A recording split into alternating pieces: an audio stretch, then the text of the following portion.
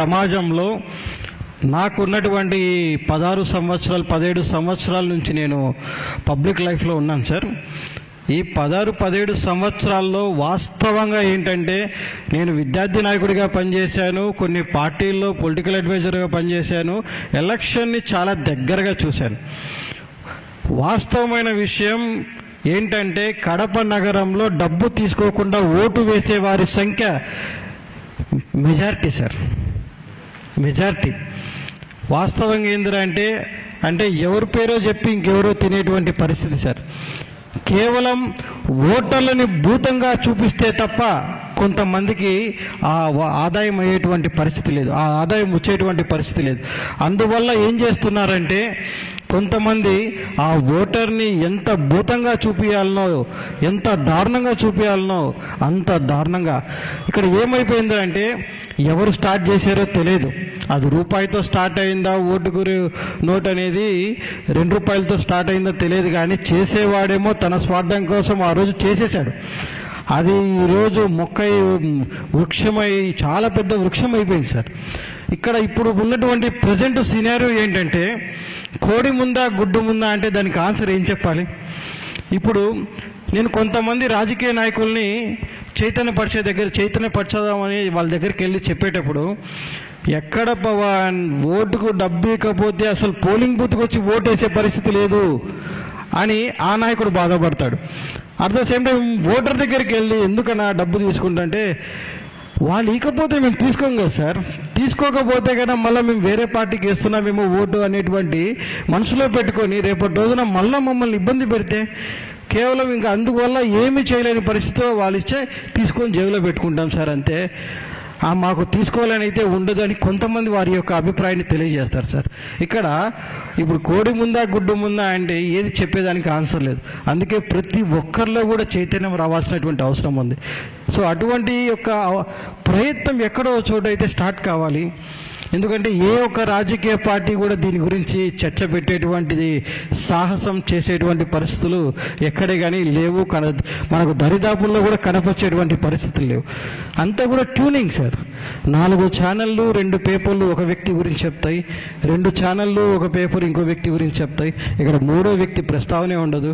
ఉదయం లేచినప్పటి నుంచి రాత్రి వరకు ఆ వ్యక్తుల పేర్లు మనం ఎన్ని వేల సార్లు వింటామో మన చెవులతో తెలియదు.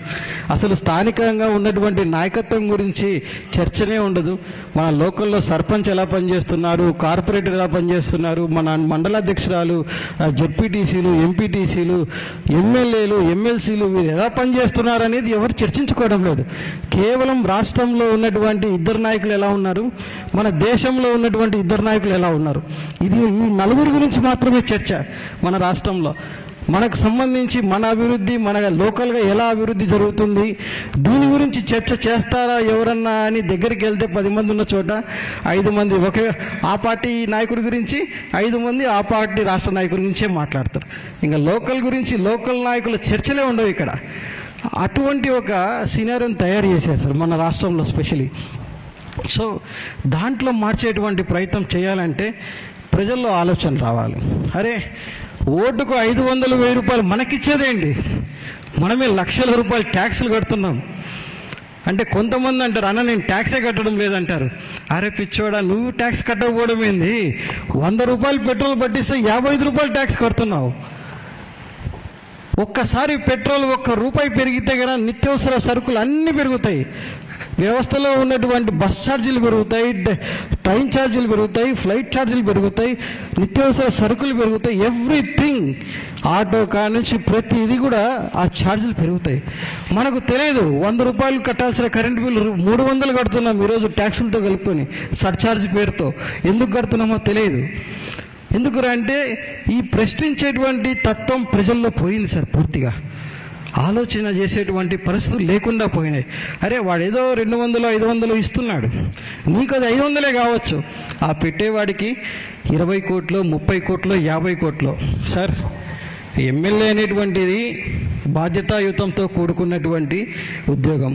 పెద్దన్న పాత్ర మనందరికీ కూడా మనకి ఏదన్నా సమస్య వస్తే అన్నకో తమ్మునికో చెప్పుకోగలుగుతామో లేదో తెలియదు, కానీ మన స్థానిక నాయకుడు మనవాడు ఉన్నాడు, అతనికి సమస్య తెలియజేస్తే గన పరిష్కారం చేసేదానికి ముందుకు వస్తాడు, మనకు అండగా నిలబడతాడు, ధైర్యంగా ఉంటాడు అనేటువంటి పాత్ర పోషించాల్సింది. అరే మన అభివృద్ధి కోసము, మన భద్రత కోసము, మన సంక్షేమాని కోసము, మన సౌకర్యాల కోసము, మన బిడ్డల భవిష్యత్తు కోసము మంచి నాయకత్వం కావాలి, దానికోసం మనం ఒక నాయకుని ఎన్నుకోవాలి అనేటువంటి ఆలోచన ఈరోజు అందరూ కూడా మర్చిపోయారు సార్. ఏదో 200 తీసుకున్నాము, ఆ రోజు పండగ చేసుకున్నాము, ఎంజాయ్ చేశాము, పోలింగ్ బూత్ పోయి ఓటు వేసాము అనేటువంటి పరిస్థితులు మారిపోయింది.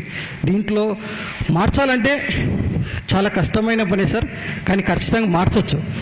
అందరూ కూడా ఈరోజు మేధావులందరూ కూడా ఈ యొక్క మంచిని స్ప్రెడ్ చేస్తూ ఉంటే గన ఖచ్చితంగా పవర్ ఆఫ్ పాజిటివిటీ అనేది ఒకటి ఉంటుంది సార్. ఇట్లా నాకున్నటువంటి అనుభవాలు మీతో చెప్తాను సార్. ఒక 10 మంది కూర్చొని ఉన్నాం. నేను ఎమ్మెల్సీ ఎలక్షన్స్ కోసమని ఒక పెద్ద వ్యక్తి దగ్గరికి వెళ్ళి వాళ్ళ బ్లెస్సింగ్స్ కోసం వెళ్ళినప్పుడు అక్కడ ఒక డిస్కషన్ జరిగింది. సార్ అన్నారు, పవన్ నువ్వేదో మంచి రక్తదానాలు చేస్తున్నావు, లక్షల మంది బ్లెస్సింగ్స్ ఉన్నాయి, నీకు ప్రాణాలు కాపాడుతున్నావు, నీకు సెల్ఫ్ సాటిస్ఫాక్షన్ ఉంటుంది అంటే నాకు సరిపోలేదు సార్ అన్న. నా ఉద్యమం ముందుకు పోవాలనే నేను చట్టసభలోకి అడుగు పెట్టాలి సార్, నాకు వేరే ఆప్షన్ లేదు. ఒక వ్యక్తిగా నేనేం చేయాలో పూర్తిగా చేశా, వ్యవస్థలతో కలిసి పనిచేయాల్సినటువంటి అవసరం ఉంది, ప్రజల ఆరోగ్యాలని కాపాడే ప్రణాళికలు రూపొందించాల్సినటువంటి అవసరం ఉంది సార్ అని చెప్పి, దాని తర్వాత ఒక వ్యక్తి ఇక్కడ డబ్బు లేకపోతే ఓటు ఎవరేస్తారు బ్రదర్ అన్నారు.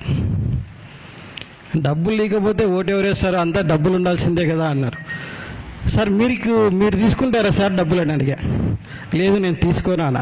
అక్కడ కూర్చున్నటువంటి 10 మందిని అడిగినాను సార్. ఆ 10 మందిలో ఏ ఒక్కరు కూడా నేను డబ్బు తీసుకోని వాళ్ళే అన్నారు. బట్ మెజారిటీ డబ్బు తీసుకొని వాళ్ళు అక్కడ, కానీ మైనార్టీ అనేవాడు ఎవరో డబ్బు తీసుకునేవాడు అక్కడ బయటోడు. కానీ మెజార్టీగా ఉన్నటువంటి ప్రాంతంలో మనం మైనార్టీ గురించి డిస్కషన్ చేస్తున్నాం. ఇక్కడ మెజార్టీగా ఉన్నటువంటి మనుషుల్లో ఆ మైనార్టీ గురించి డిస్కషన్ చేయడం వల్ల ఇక్కడ ఒక 2-3 మైనార్టీ అయ్యేటువంటి పరిస్థితి, వాళ్ళ యొక్క మైండ్ కలుషితమయ్యేటువంటి పరిస్థితి.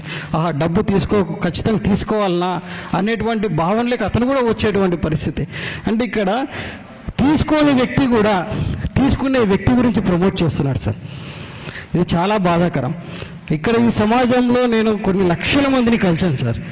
లక్షల మందిని కలిసి చాలామంది మంచి వ్యక్తుల్ని, మేధావుల్ని, వాస్తవంగా నాకు తెలుసు వాళ్ళు డబ్బు తీసుకోరు, ఇచ్చేవాళ్ళే, సాయం చేసేవాళ్ళే వాళ్ళందరూ కూడా.